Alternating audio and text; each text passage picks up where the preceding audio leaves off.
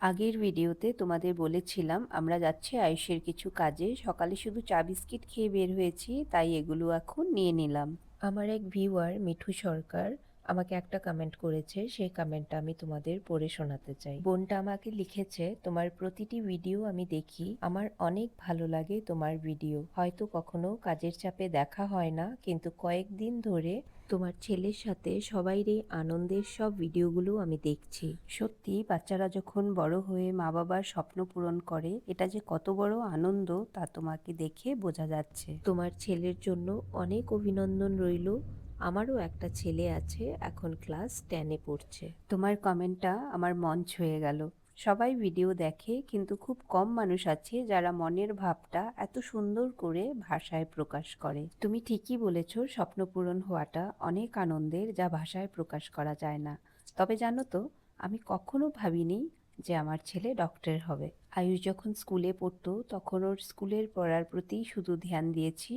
তবে হ্যাঁ, আমি খুব করে চেয়েছি ও যেন একটা ভালো মানুষ হয়। পড়াশোনাতে এত খারাপ যদিও ছিল না, আয়ুষের কিন্তু ম্যাথস খুব উইক ছিল। তাই আমি কখনো স্বপ্নেও ভাবিনি যে আয়ুষ ম্যাট্রিকের পরে সায়েন্স নিয়ে পড়বে। আমরা এজ এ প্যারেন্ট কখনো আয়ুষকে বলিও নি যে বড় হয়ে ডক্টর ইঞ্জিনিয়ার হতে হবে।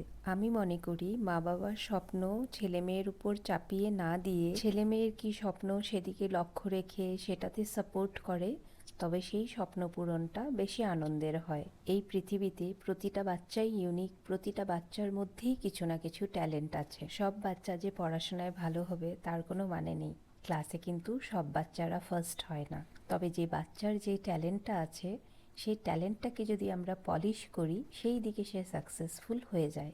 তোমরা হয়তো ভাবছো, আয়ুষ যদি ম্যাথসে এত উইক, তবে কি করে সায়েন্স নিয়ে পড়লো, কি করে ডক্টর হলো? আয়ুষ যে শুধু সায়েন্স নিয়ে পড়েছে তা কিন্তু না, আয়ুষ রয়্যাল সায়েন্স পড়েছে। তবে সেটা কি করে পড়লো, কি করে পারলো, সেটার গল্প তোমাদের সাথে নেক্সট ভিডিওতে করব। আর মিঠুর ছেলের জন্য থাকলো অনেক ভালোবাসা ও শুভকামনা।